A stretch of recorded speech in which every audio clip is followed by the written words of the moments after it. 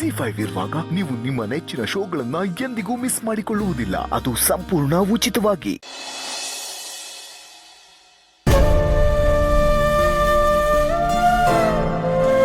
ವೆಂಕಿ, ಸಾಕು ಬಿಡು. ಇನ್ನು ಎಷ್ಟು ಅಂತ ಅಳ್ತೀಯಾ?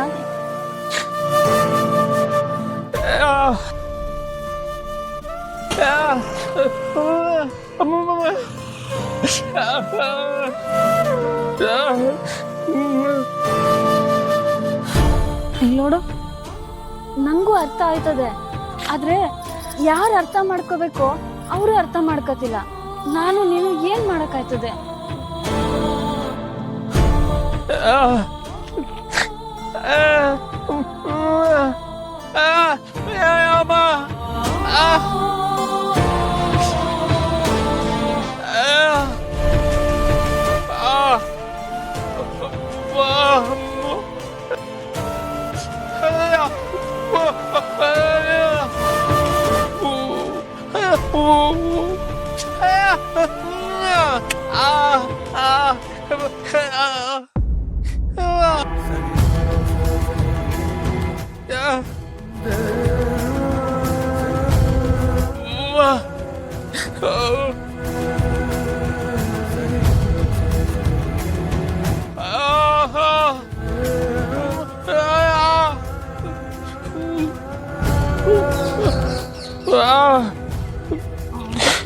ಭಾವನಾಕಂಗೆ ಏನಾರ ವಿಷಯ ಗೊತ್ತಾದ್ರೆ ಅವರು ಸ್ಯಾನೆ ಬೇಜಾರು ಮಾಡ್ಕೋತಾರೆ. ಆದ್ರೆ ಜೀವನ ಅಂದ್ರೇನೆ ಹಿಂಗಲ್ವಾ? ಯಾವಾಗ್ಲೂ ಕಷ್ಟಗಳು ಬರ್ತಾನೆ ಇರುತ್ತೆ.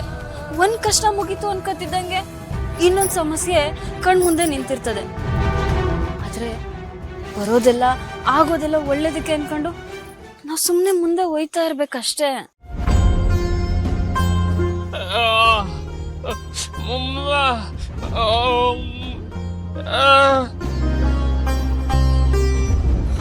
ವೆಂಕಿ, ಸಮಾಧಾನ ಮಾಡ್ಕ.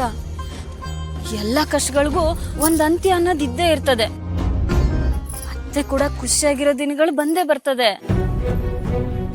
ಈಗ ನೋಡು, ಓದ್ಸತ ಖುಷಿನ ಹಿಂಗೆ ಕರ್ಕೊಂಡು ಹೋಗಿದ್ರಲ್ಲ, ಆಗ ಸಿದ್ದು ಅವ್ರಿಗೆ ಗೊತ್ತಾಗಿ ವಾಪಸ್ ಕರ್ಕೊಂಡ್ ಬಂದ್ರು ತಾನೆ.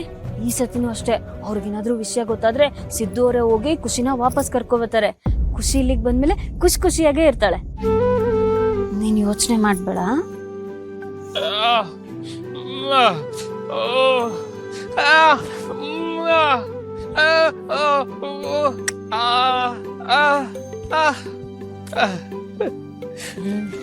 ಒಳ್ಳೆಯವ್ರಿಗೆ ಯಾವಾಗ್ಲೂ ಒಳ್ಳೇದೇ ಆಯ್ತದೆ. ಅದಕ್ಕೆ ಯೋಚನೆ ಮಾಡ್ಬೇಕಾಗಿಲ್ಲ. ವೆಂಕಿ, ಸರಿ ಹೋಗೋಣ.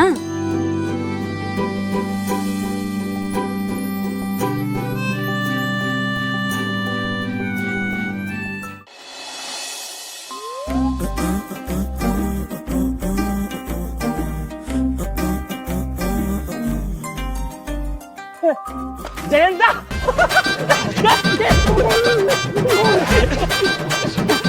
ಏನು ಯಾಕೋ ಫೋನ್ ರಿಸೀವ್ ಮಾಡ್ತಿಲ್ಲ? What happen?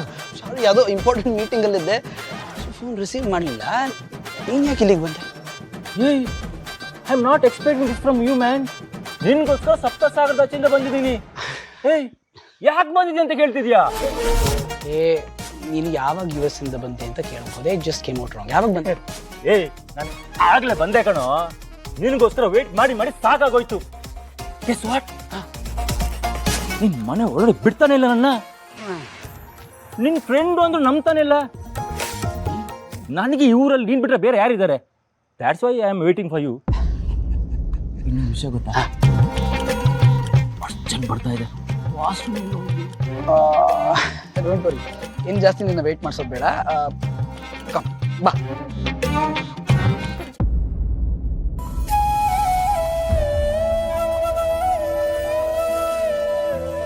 ಹೌದಮ್ಮ, ತಾಯಿ ಇಲ್ಲಿರೋದ್ರಿಂದ ಮಗು ಇಲ್ಲಿರೋದು ಚೆನ್ನಾಗಿ ಕಾಣೋದಿಲ್ಲ. ಅದಕ್ಕೆ ಮಗುನವ್ರ ಜೊತೆ ಕಳಿಸ್ಕೊಡಿ. ಅಜ್ಜಿ, ನಾನು ಹೋಗಲ್ಲ, ನನಗೆ ಕಳಿಸ್ಬೇಡಿ.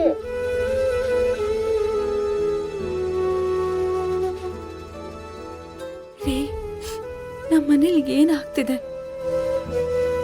ಸಂತೋಷ ಸಂಭ್ರಮ ಇದ್ ಮನೇಲಿ ದುಃಖ ಕಣ್ಣೀರು ತಾಂಡವ ಆಡ್ತಾ ಇದೆ. ಯಾಕ್ರಿ ಹೀಗೆ?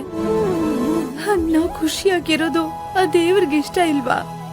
ಅಥವಾ ನಮ್ ಕಷ್ಟ ಅವ್ರಿಗೆ ಕಾಣಿಸ್ತಿಲ್ವಾ? ಎಲ್ರು ಒಂದಾಗಿ ಕೂಡಿ ಬಾಳ್ತಿದ್ ಮನೆಯಲ್ಲಿ ಇವತ್ತು ಒಬ್ಬೊಬ್ರೆ ಹೊರಗಡೆ ಹೋಗ್ತಾ ಇದ್ದಾರೆ. ಯಾಕ್ರಿ ಹೀಗೆ? ಜೀವನ ಎಷ್ಟು ವಿಚಿತ್ರ ನೋಡಿ ಲಕ್ಷ್ಮಿ. ಜೀವನ ಪರ್ಯಂತ ನಿಮ್ಮ ಜೊತೆ ಇರ್ತೀವಿ ಅಂತ ಮಾತು ಕೊಡ್ತೀವಿ, ಭಾಷೆ ಮಾಡ್ತೀವಿ. ಆದರೆ ಯಾರು ಯಾವಾಗ ಬಿಟ್ಟು ಹೋಗ್ತೀವಿ ಅಂತ ಯಾರಿಗೂ ಗೊತ್ತಿರಲ್ಲ. ಹಾಗಾದ್ರೆ ಎಲ್ರೂ ಒಟ್ಟಾಗಿ ಬಾಳೋದೇ ತಪ್ಪ? ತುಂಬು ಕುಟುಂಬ ಅಂದ್ರೆ ಎಲ್ರು ನಮ್ ಕಡೆ ಬೆರಳು ಮಾಡಿ ತೋರಿಸ್ತಾ ಇದ್ರು. ಬದುಕಿದ್ರೆ ಇವ್ರ ತರ ಬದುಕ್ಬೇಕು ಅಂತ ಹೇಳ್ತಿದ್ರು. ಆದ್ರೆ ಈಗೇನಾಗ್ತಾ ಇದೆ?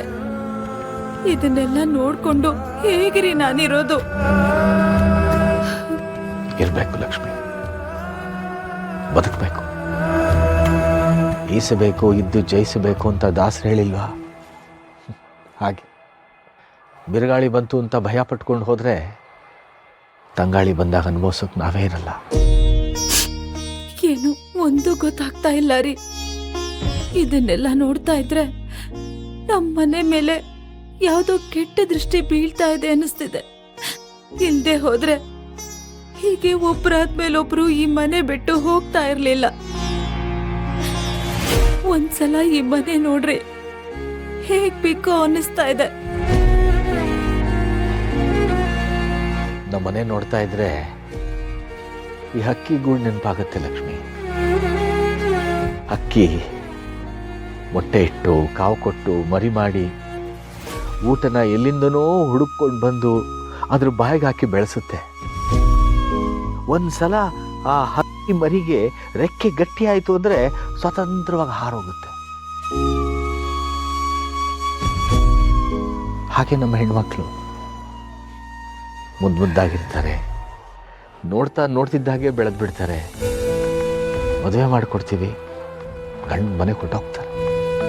ಇನ್ನು ಗಂಡು ಮಕ್ಕಳು ದೊಡ್ಡವರಾಗಿ ಮದುವೆ ಆದಮೇಲೆ ಅವ್ರ ಜೀವನ ಅವ್ರದ್ದೇ ಜವಾಬ್ದಾರಿ.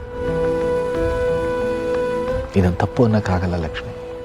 ಪ್ರಕೃತಿ ನಿಯಮ ಇರೋದೇ ಹೀಗೆ. ಆದ್ರೂ ಬೆಂಕಿ, ಖುಷಿ ಒಬ್ಬೊಬ್ರು ಈ ಮನೆಯಿಂದ ದೂರ ಆಗ್ತಿರೋದನ್ನ ನನ್ನಿಂದ ಸಹಿಸಕ್ಕ ಆಗ್ತಿಲ್ಲ ರೀ. ನಮ್ಮ ಜೀವನದಲ್ಲಿ ಬಯಸಿದ್ ಸಿಗಬೇಕಂದ್ರೆ ಯೋಗ ಮಾಡಿರ್ಬೇಕಂತೆ ಲಕ್ಷ್ಮಿ. ಸಿಕ್ಕಿದ್ದನ್ನ ಉಳಿಸ್ಕೊಳ್ಳೋಕ್ಕೆ ಯೋಗ್ಯತೆ ಇರಬೇಕಂತೆ. ಬಹುಶಃ ನಮಗವು ಎರಡೂ ಇಲ್ಲದೆ ಇರ್ಬೋದು. ಅದಕ್ಕೆ ಹೀಗಾಗ್ತಿದೆ. ಇಲ್ಲ ರೀ, ನಮ್ಗೆಲ್ಲ ಯೋಗ್ಯತೆನೂ ಇದೆ. ನಾವೆಲ್ಲರೂ ಚೆನ್ನಾಗಿರ್ಬೇಕು, ಒಟ್ಟೊಟ್ಟಾಗಿರ್ಬೇಕು. ನಮ್ ಸಂಬಂಧಗಳ ನಡುವೆ ಬಿರುಕು ಬರಬಾರ್ದು. ಈ ಬಂಧ ಶಾಶ್ವತವಾಗಿರ್ಬೇಕು ಅಂತಾನೆ ನಾನ್ ದಿನ ದೇವ್ರ ಹತ್ರ ಬೇಡ್ಕೊಳ್ಳೋದು. ಆದ್ರೆ ಒಂದೊಂದು ಸಂಬಂಧದ ಕೊಂಡಿಗಳು ಕಳ್ಚ್ ಹೋಗ್ತಾ ಇದೆ. ZEE5 ಆಪ್ ಡೌನ್ಲೋಡ್ ಮಾಡಿ ಎಲ್ಲಾ ಸಂಚಿಕೆಗಳನ್ನು ಸಂಪೂರ್ಣ ಉಚಿತವಾಗಿ ನೋಡಿ.